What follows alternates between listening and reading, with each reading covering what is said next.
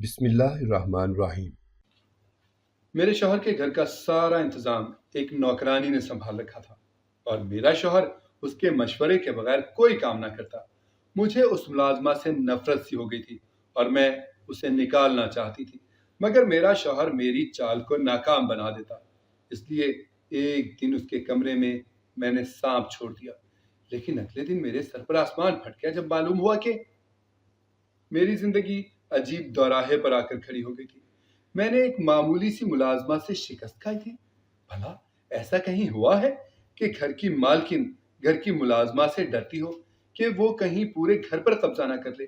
میری جس گھر میں شادی ہوئی تھی وہاں کہنے کو تو میں ہی مالکن تھی، مگر کوئی نہیں جانتا تھا کہ اس گھر پر ایک نوکرانی کا راج چلتا تھا۔ سارے کام اس کے حکم کے مطابق ہوتے تھے، میرا شوہر اس کے اشاروں پر چلتا تھا۔ ان حالات کو دیکھ کر میں ڈپریشن کا شکار ہو گئی تھی۔ ہر وقت اس ملازمہ سے جان چھڑوانے کے طریقے ڈھونڈنے لگی۔ آخر ایک دن میں نے ایک پلان بنایا جس سے وہ ہمیشہ ہمیشہ کے لیے میری اور میرے شوہر کی زندگی سے نکل جاتی، مگر میں نہیں جانتی تھی کہ میرا پلان الٹا ہو کر مجھ پر ہی آ جائے گا۔ میرا نام مہجبی ہے۔ اپنے نام کی طرح میں چاند کا ٹکڑا تو نہیں، مگر پھر بھی ایک اچھی خاصی قبول صورت لڑکی تھی۔ میں 4 بھائیوں کی اکلوتی اور لاڈلی بہن تھی۔ میرے ماں باپ تو مجھے اپنی جان کا ٹکڑا کہتے تھے۔ بھائیوں کی مجھ میں جان تھی۔ بھابیاں بھی مجھے کچھ کہتے ہوئے ڈرتی تھیں کہ اگر میں ناراض ہو گئی تو ان کو ڈانٹ پڑے گی۔ میں کب بڑی ہو گئی پتہ ہی نہ چلا، اور میرے رشتے بھی آنے لگے، مگر میری ماں ہر آئے رشتے کو انکار کر دیتی۔ میں اپنی بیٹی ایسے گھر میں دوں گی جہاں ساس سسر اور نند دیور کا کوئی وجود نہ ہو، لڑکا اکیلا ہو۔ میری ماں جانتی تھی کہ میں بڑی نازک ہوں، بھرے پورے گھر اور سسرال والوں کو نہیں سنبھال سکوں گی، اسی لیے وہ ایسے لڑکے کی تلاش میں تھیں جس سے شادی کر کے میں ہنسی خوشی رہ پاتی۔ رشتے والی بھی رشتے دکھا دکھا کر تھک گئی تھی، لیکن آخر اماں کا صبر رنگ لے آیا۔ ایک ایسا رشتہ آیا جو بالکل اماں کی پسند کے مطابق تھا۔ لڑکے کا نام قاسم تھا اور وہ بہت امیر بھی تھا۔ اس کا اپنا بزنس تھا، وہ اکیلا تھا، اس کا کوئی بہن یا بھائی نہیں تھے، صرف ایک خالہ تھیں جو رشتہ لائی تھی۔ یہ بات مجھے اور بھی مسرور کر رہی تھی کہ شادی کے بعد اس گھر پر صرف اور صرف میرا راج ہوگا۔ اماں نے رشتہ قبول کر کے منگنی کر دی۔ شادی سے کچھ دن پہلے میں نے قاسم کو کال کی تو ایک عورت نے اٹھائی اور بتایا کہ وہ گھر پر نہیں ہے۔ مجھے از حد حیرانی ہوئی کہ کس عورت نے قاسم کا فون پکڑا ہوا ہے۔ میں نے بعد میں قاسم سے پوچھا تو اس نے بتایا کہ وہ ہمارے گھر کی نوکرانی ہے۔ میں نے کہنا چاہا، نوکروں کے ہاتھ میں فون کیوں دیتے ہو؟ مگر پھر میں چپ کر گئی کہ ایک بار اس گھر میں چلی جاؤں پھر اس ملازمہ کو بھی دیکھ لوں گی۔ قاسم کا کوئی رشتہ دار تو تھا نہیں، اس لیے شادی کی ساری شاپنگ بھی قاسم کی ملازمہ نے کی تھی، یہاں تک کہ بری بھی اسی نے بنائی، جو مجھے بالکل پسند نہیں آئی تھی۔ مجھے اس بات پر بہت آگ لگی کہ ایک ملازمہ کو اس قدر سر کیوں چڑھا رکھا ہے۔ میری مہندی کا جوڑا لینے میں اپنی دوست کے ساتھ درزی کے پاس گئی تو وہاں قاسم کو اس ملازمہ کے ساتھ شاپنگ کرتے دیکھ کر میرے ہوش اڑ گئے۔ میں نے سوچا کہ اپنی ملازمہ کے ساتھ کیوں شاپنگ کر رہا ہے؟ اب کیا میری اتنی اوقات ہے کہ اس کی ملازمہ میری شاپنگ کرے؟ میں نے تو وہاں ہنگامہ کرنا چاہا، مگر میری دوست مجھے کھینچ کھانچ کر لے گئی کہ شادی کے بعد اس ملازمہ کو کام سے نکال دینا، ابھی یہاں شور مت مچاؤ۔ میں نے یہی فیصلہ کیا۔ شادی پر بھی اس کی ملازمہ ہر کام میں آگے آگے رہی۔ اس کے کپڑے بھی بہت اچھے تھے اور میک اپ بھی اس نے کر رکھا تھا، وہ کہیں سے بھی ملازمہ نہیں لگ رہی تھی۔ شادی والی رات بھی وہی مجھے کمرے میں میرے لیے کھانا لے کر آئی۔ مجھے بہت بھوک لگی تھی، لیکن میں شوہر کے ساتھ ہی کھانا کھانا چاہتی تھی۔ بہت دیر انتظار کے بعد بھی وہ نہ آیا تو میں نے اکیلے ہی کھانا شروع کر دیا۔ کھانا بہت مزے کا تھا۔ کچھ ہی دیر میں شوہر کے کمرے میں آنے سے پہلے ہی میں سو گئی۔ صبح اٹھی تو قاسم کا موڈ بہت خراب تھا، لیکن اس نے مجھے کچھ کہا نہیں۔ میں نے شکر ادا کیا، ورنہ میں بہت شرمندہ تھی کہ میں کیوں اس کے آنے سے پہلے ہی سو گئی۔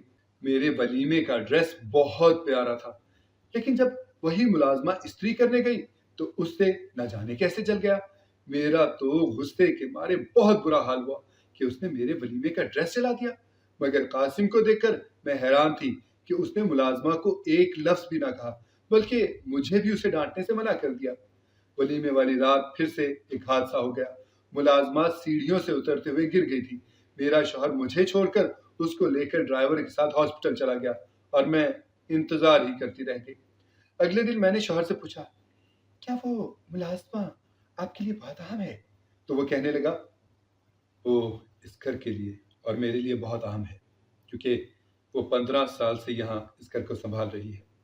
میں اس وقت تو خاموش ہو گئی، مگر اس نوکرانی سے مجھے عجیب قسم کی چڑ سی ہو گئی تھی۔ میں ہر صورت اسے گھر سے باہر نکالنا چاہتی تھی۔ میرا شوہر شادی کے 30 دن ہی کام پر چلا گیا۔ مجھے اچھا تو نہیں لگا تھا، مگر میں کیا کرتی؟ اس کی کوئی اہم میٹنگ تھی۔ اس کے جانے کے بعد وہ ملازمہ میرے کمرے میں آئی اور کہنے لگی، چلو میں تمہیں تیار کر دیتی ہوں، تمہارا میاں آئے گا تو تمہیں دیکھ کر خوش ہوگا۔ مجھے تیار ہونا نہیں آتا تھا، اسی لیے میں نے اس ملازمہ کے کہنے پر حامی بھر لی۔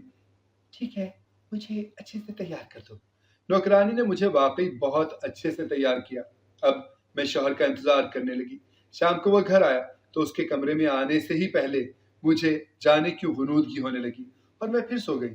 پھر مجھے پتا نہیں چلا کہ قاسم کب کمرے میں آیا۔ صبح میں اٹھی تو بہت شرمندہ تھی۔ قاسم کا موڈ بہت خراب تھا۔ میں کل بھی اس کے آنے سے پہلے سو گئی تھی۔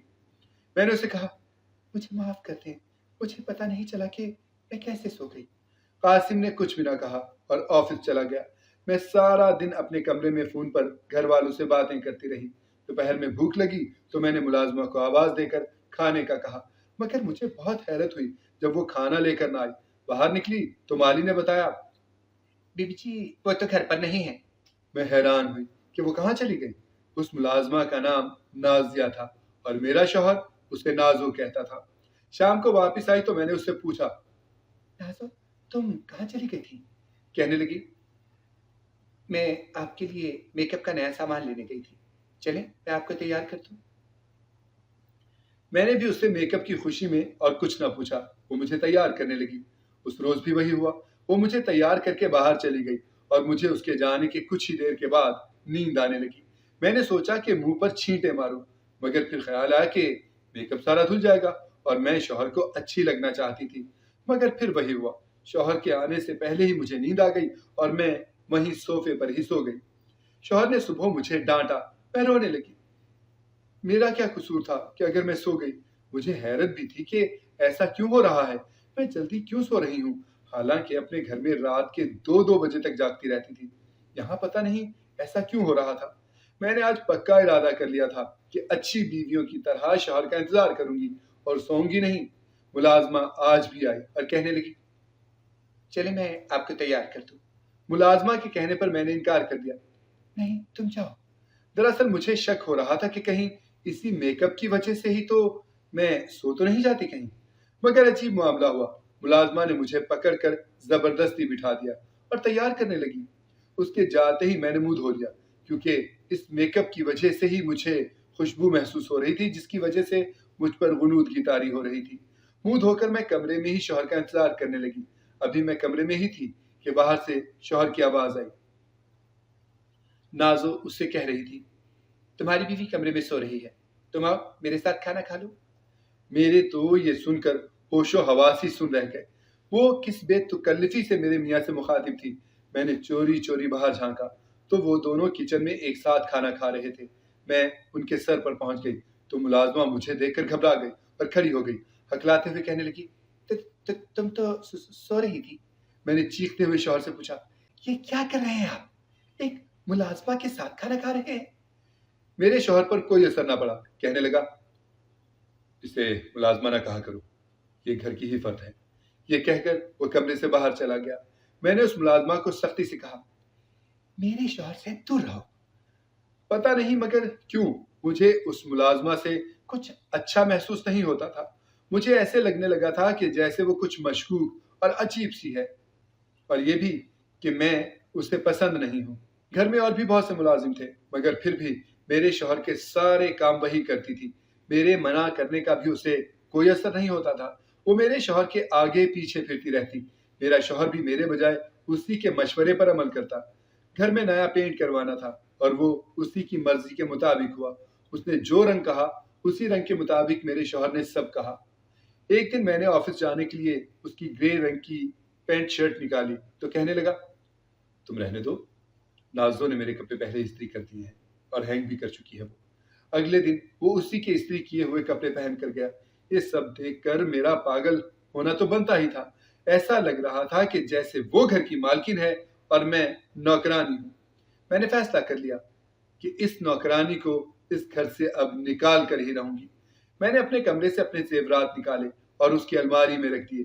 اگلے دن میں نے اپنے زیورات چوری ہونے کا شور مچا دیا اور شوہر کے سامنے سارے نوکروں کے کمروں کی تلاشی لی۔ جب نازو کے کمرے کی باری آئی تو میں دل ہی دل میں بہت خوش ہو رہی تھی کہ جب زیورات اس کے کمرے سے نکلیں گے تو وہ سب کے سامنے بے عزت ہو جائے گی۔ لیکن جھٹکا کھانے کی باری میری تھی، کیونکہ اس کے کمرے سے زیورات ملے ہی نہیں۔ ایسا کیسے ہو سکتا تھا؟ میں نے خود اپنے ہاتھوں سے اس کے کمرے میں رکھے تھے۔ میں بھاگ کر اپنے کمرے میں گئی تو زیورات میری اپنی الماری میں تھے۔ میں سوچ سوچ کر پاگل ہو گئی کہ یہ وہاں سے یہاں تک کیسے پہنچے کہ میرا شوہر کمرے میں داخل ہوا اور مجھے کہنے لگا، میں سب جانتا ہوں، یہ سب کیا دھرا تمہارا اپنا ہے۔ نازو کو چور ثابت کرنے کے لیے تم خود کتنی گر گئی ہو، تمہیں شرم آنی چاہیے۔ وہ مجھے اچھی خاصی باتیں سنا کر چلا گیا۔ کیوں میرا یہ والا حربہ میرے شوہر نے ناکام بنا دیا۔ شاید نازو نے زیور دیکھ لیے تھے اور قاسم کو لا کر دے دیے تھے۔ اب تو میں نے قسم کھا لی کہ نازو کو اس گھر سے نکال کر ہی دم لوں گی۔ ایک بار شام کو میری طبیعت خراب ہو گئی تو میں سو گئی۔ آدھی رات کو اٹھی تو بستر خالی تھا۔ مجھے شدید حیرت ہوئی کہ شوہر ابھی تک آیا کیوں نہیں۔ میں کمرے کی کھڑکی تک آئی تو باہر کا نظارہ دیکھ کر میرے قدموں تلے سے زمین نکل گئی۔ وہ اور نازو باہر لان میں ٹہل رہے تھے، باتیں کر رہے تھے۔ یہ دیکھ کر میرے تو تن بدن میں آگ لگ گئی۔ میں اسی وقت نیچے گئی۔ مجھے دیکھتے ہی وہ گھبرا کر اپنے کمرے کی طرف بھاگ گئی۔ میں نے چلاتے ہوئے شوہر سے پوچھا، آپ یہاں کیا کر رہے ہیں؟ کہنے لگا، مجھے نیند نہیں آ رہی تھی تو میں نیچے آ گیا۔ نازو یہاں پر پہلے سے ہی موجود تھی تو میں اس سے باتیں کرنے لگ گیا۔ میں نے غصے سے کہا، ارے تو شادی بھی اسی سے کر لیتے نا، مجھ سے کیوں کی؟ سارے گھر کی حکمرانی تو اس نے سونپ رکھی ہے۔ میرا شوہر ناگواری سے کہنے لگا، تم اپنی حد میں رہو، نازو پر غلط الزام لگانے کی ضرورت نہیں ہے۔ اگر میں اس سے شادی کرنا چاہتا تو کر سکتا تھا، مجھے روکنے والا کوئی نہیں تھا، یہ بات یاد رکھنا۔ وہ غصے میں کہہ کر کمرے میں چلا گیا اور میں وہیں کھڑی ساکت رہ گئی۔ میں نے سوچا تو اندازہ ہوا کہ وہ ٹھیک ہی کہہ رہا تھا۔ اس کے گھر میں کون سا ماں باپ یا بہن بھائی تھے جو اسے روکتے؟ اگر وہ چاہتا تو نازو سے شادی کر لیتا۔ ضرور وہ ملازمہ ہی میرے شوہر کے پیچھے پڑی ہوئی تھی۔ اب تو اسے نکالنا اور آسان ہو گیا تھا۔ میں نے کچھ دن کے بعد شوہر کے آنے سے پہلے ہی نازو کو گھر سے نکال دیا اور کہا، خبردار کسی کو یہ بات بتائی کہ میں نے تمہیں نکالا ہے۔ میں اسے نکال کر خوش خوش کچن میں آ گئی کہ اسی خوشی میں کچھ میٹھا بنواتی ہوں۔ مگر صرف آدھے گھنٹے کے بعد میرا شوہر آندھی طوفان کی طرح آفس سے بھاگا چلا آیا اور نازو کو ڈھونڈنے چلا گیا، اسے ساتھ لے آیا۔ شاید وہ چاہتا ہی نہیں تھا کہ وہ نازو اس گھر سے کہیں جائے۔ میں بہت پریشان تھی، اس لیے اپنی دوست کو فون کر کے سارا مسئلہ بتایا اور کہا، یار مجھے کوئی حل بتاؤ۔ وہ سن کر بولی، ارے حل تو بہت آسان ہے، اس کے کمرے میں کوئی زہریلا سانپ یا بچھو چھوڑ دو یا پھر اس کے کھانے میں زہر ملا دو۔ میں یہ تجویز سن کر بہت خوش ہوئی اور اس کے رشتے کی تلاش شروع کر دی۔ میں ہر حربہ آزما چکی تھی، مگر اس ملازمہ کے لیے میرا شوہر بہت حساس تھا اور میری ہر چال کو ناکام بنا دیتا۔ اگر میں اس کو کھانے میں کچھ ملا کر دیتی تو سیدھا شک مجھ پر ہی جاتا۔ اس لیے میں نے گھر کے نئے ملازم کو پیسے دے کر ایک زہریلا سانپ منگوا لیا۔ شام کو جب سب اپنے اپنے کمروں میں چلے گئے تو وہ سانپ نازو کے کمرے میں چھوڑ دیا۔ میں خود اپنے کمرے میں آ گئی۔ اب مجھے بے صبری سے انتظار تھا کہ کب نازو کے چیخنے کی آواز آتی ہے۔ مجھے زیادہ انتظار نہیں کرنا پڑا تھا۔ آدھے گھنٹے کے بعد ہی نازو کے کمرے سے چیخنے کی آوازیں آنے لگی۔ میں اور باقی ملازمین فوراً کمروں سے باہر نکلے، مگر نازو کے کمرے کا منظر دیکھ کر میری تو جان نکل گئی۔ اس کے کمرے کے باہر فرش پر میرا شوہر بے ہوش پڑا تھا اور اس کے منہ سے جھاگ نکل رہی تھی۔ لگتا تھا کہ اسے سانپ نے کاٹ لیا ہے۔ میرے تو یہ دیکھ کر ہاتھ پاؤں ہی پھول گئے تھے۔ مالی نے جلدی سے میرے شوہر کو کار میں ڈالا اور ہم اسے لے کر ہاسپٹل چلے گئے۔ ڈاکٹر نے کہا، آپ کے شوہر کے بچے کا کوئی چانس نہیں ہے، سانپ بہت زہریلا تھا، پھر بھی ہم پوری کوشش کریں گے۔ میں وہیں روتے ہوئے بیٹھ گئی۔ اچانک مجھے خیال آیا کہ سانپ نے میرے شوہر کو کیسے ڈس لیا، نازو کیسے بچ گئی۔ میں نے ہاسپٹل کا لحاظ کیے بغیر نازو کو بازو سے پکڑ کر دبوچا اور پوچھا، بتاؤ یہ سب کیا ہے، کیسے ہوا؟ بلکہ مجھے شروع سے ساری کہانی سناؤ کہ تم دونوں کا کیا تعلق ہے آپس میں۔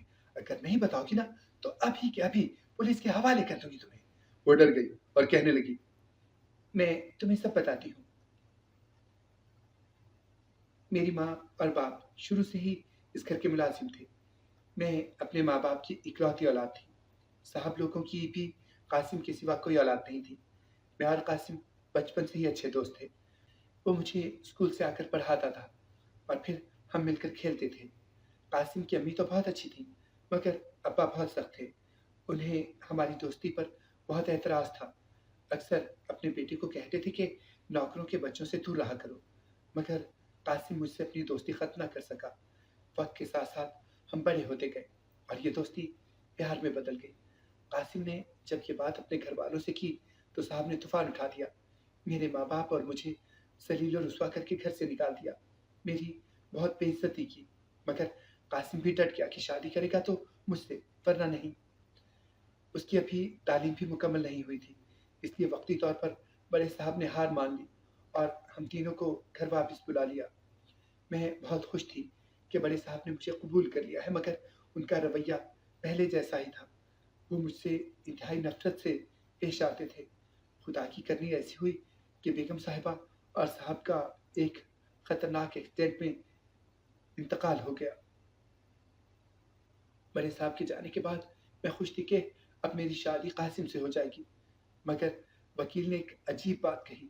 اس نے کہا کہ بڑے صاحب نے وصیت کی ہے، اگر قاسم نے ملازمہ یعنی مجھ سے شادی کی تو اسے صاحب کی تمام جائیداد سے محروم کر دیا جائے گا، لیکن اگر وہ کسی اور لڑکی سے شادی کرے گا تو جائیداد قاسم کو 2 سال کے بعد مل جائے گی۔ ہم دونوں یہ شرط سن کر بہت پریشان ہو گئے تھے۔ پھر ہم نے یہی سوچا کہ قاسم کسی بھی لڑکی سے شادی کر لے اور 2 سال کے بعد اس کو طلاق دے دے تاکہ جائیداد مل جائے، اور پھر بعد میں وہ مجھ سے شادی کر لے گا۔ اس لیے اس نے تم سے شادی کر لی۔ میں خوش نہیں تھی، اس لیے بہانے سے قاسم کو تمہارے پاس آنے سے روکنے کے لیے کبھی سیڑھیوں سے گرنے کا بہانہ بنا دیتی تو کبھی جان بوجھ کر تمہارا سوٹ چلا دیتی۔ جب قاسم تمہارے بجائے میری رائے کو اہم جانتا اور میری بات سنتا تو مجھے بہت خوشی محسوس ہوتی۔ میں شادی کے شروع والے دنوں میں بھی میک اپ کے بہانے تمہارے چہرے پر بے ہوشی والی اسپرے کر دیتی تاکہ قاسم کے آنے سے پہلے تم سو جاؤ۔ تم سو جاتی، پھر میں اور قاسم بیٹھ کر اکٹھے چائے پیتے، ڈھیر ساری باتیں کرتے۔ میں نے اس دن الماری میں زیورات دیکھ لیے تھے اور وہ جا کر قاسم کو دے دیے تھے تاکہ مجھ پر الزام نہ آئے۔ تمہاری شادی کو 1 سال ہو گیا ہے، ایک ہی باقی رہ گیا ہے، بس یہی سوچ کر میں خوش ہوتی رہتی تھی۔ کل میں کمرے میں تھی، قاسم نے دروازے پر دستک دی۔ میں نے دروازہ کھولا اور اسے باتیں کرنے لگی، مگر اسی وقت وہ سانپ جانے کہاں سے آ گیا۔ قاسم مجھے بچاتے بچاتے خود اس سانپ کا نشانہ بن گیا۔ اتنا بتا کر وہ رونے لگی۔ مجھے سمجھ نہ آیا کہ ساری کہانی جان کر اب میں اس پر کیا رد عمل دوں۔ اتنا بڑا ڈرامہ ان دونوں نے مل کر میرے ساتھ کھیل کھیلا تھا کہ سوچ کر ہی میری بس ہونے لگی۔ مجھے اپنے فائدے کے لیے استعمال کیا۔ 1 سال اور گزر جاتا تو وہ مجھے طلاق دے دیتا۔ اس پر مجھے اپنے نام نہاد شوہر پر بہت غصہ آیا۔ دل چاہا کہ اس کو بد دعا دے دوں، مگر اب جب کہ وہ زندگی اور موت کی کشمکش میں مبتلا تھا، میں اس کے لیے دعا ہی کر سکتی تھی۔ 2 گھنٹے کے بعد ڈاکٹر نے بتایا کہ وہ اب خطرے سے باہر ہے۔ میرے دل کو تسلی ہوئی، مگر جب ڈاکٹر نے یہ بتایا، ہوش میں آتے ہی انہوں نے سب سے پہلے نازو کا پوچھا تھا، تو اس لمحے میرے تن بدن میں آگ لگ گئی۔ میں ہاسپٹل سے سیدھا وکیل کے پاس گئی اور اسے ساری بات بتائی۔ وکیل نے مجھے اپنے ساتھ کی بھرپور یقین دہانی کروائی۔ جب میرا شوہر ہاسپٹل سے گھر واپس آیا تو وکیل نے اسے یہ کہا کہ اب یہ جائیداد تمہارے کسی کام کی نہیں۔ یہ ساری جائیداد تمہاری بیوی کے نام ہو گئی ہے کیونکہ تم نے اسے دھوکہ دیا، اور تمہارے باپ کی وصیت کے مطابق اگر تم پھر سے اس ملازمہ کے چکر میں پڑے تو جائیداد تمہاری بیوی کے نام ہو جائے گی۔ یہ سب سن کر قاسم جذباتی انداز میں کہنے لگا، ٹھیک ہے، کوئی بات نہیں، مجھے صرف نازو چاہیے۔ مگر نازو نے عین موقع پر پلٹا کھا لیا، کہنے لگی، قاسم اب تمہارے پاس کچھ بھی نہیں ہے، کوئی دولت نہیں ہے، تو میں تمہارے ساتھ رہ کر کیا کروں گی؟ وہ تو ہکا بکا ہی رہ گیا، اسے نازوں سے ایسی امید نہیں تھی۔ دراصل مجھے پتا چل گیا تھا کہ وہ قاسم سے نہیں، اس کی دولت سے محبت کرتی تھی اور قاسم کو بیوقوف بنا رہی تھی۔ مجھے گھر کے ملازم نے بتایا تھا کہ وہ روزانہ کسی اور امیر زادے سے بھی ملنے جاتی ہے۔ میں چاہتی تھی کہ اس کی اصلیت خود قاسم کے سامنے آ جائے تاکہ اس کی آنکھوں سے پٹی کھل جائے۔ نازو نے میرے شوہر کا پیچھا چھوڑ دیا، وہاں سے چلی گئی۔ جہاں آج کل اس کے ماں باپ کام کر رہے تھے، وہاں بھی قاسم کی طرح ایک امیر آدمی اکیلا رہتا تھا، اور نازو کی کوشش تھی کہ اب اسے اپنے جال میں پھنسائے۔ یہ ساری حقیقت جان کر قاسم کئی دن صدمے سے باہر ہی نہ نکل پایا۔ میں چاہتی تو قاسم کو چھوڑ کر جا سکتی تھی، مگر میں امید سے تھی اور اپنا گھر برباد ہونے نہیں دے سکتی تھی۔ اس لیے میں نے وکیل کو جھوٹ بولنے کا کہا۔ سچ یہی تھا کہ 1 سال کے بعد جائیداد قاسم کے نام ہی رہتی، مگر نازو کو اس کی زندگی سے باہر کرنے کے لیے یہ جھوٹ بولنا ضروری تھا۔ عورت اپنا گھر بچانے کی خاطر کسی بھی حد تک جا سکتی ہے۔ میں نے یہی کیا۔ اگر میں ناراض ہو کر اپنے گھر چلی جاتی تو میرے ماں باپ اور پیار کرنے والے بھائی مجھے اور میرے بچے کو بوجھ سمجھتے، کب تک ہمارا ساتھ دیتے؟ آخر ایک نہ ایک دن وہ بھی اکتا جاتے۔ اس لیے میں نے اپنے شوہر کو ہی سدھرنے کا موقع دیا اور اس ملازمہ سے اس کی جان چھڑائی۔ وقت کے ساتھ ساتھ آہستہ آہستہ قاسم ٹھیک ہوتا گیا، اور آج 5 سال کے بعد میں اپنے شوہر اور 2 بچوں کے ساتھ نہایت خوش ہوں۔ قاسم اس بے وفا عورت کو بالکل بھول چکا ہے۔ اگر آپ کو ہماری کہانی پسند آئی ہے تو ہمارے چینل کو سبسکرائب کریں، لائک کریں، شیئر کریں اور بیل آئیکن پریس کرنا نہ بھولیے گا تاکہ ہماری ہر آنے والی ویڈیو آپ کو بر وقت مل سکے۔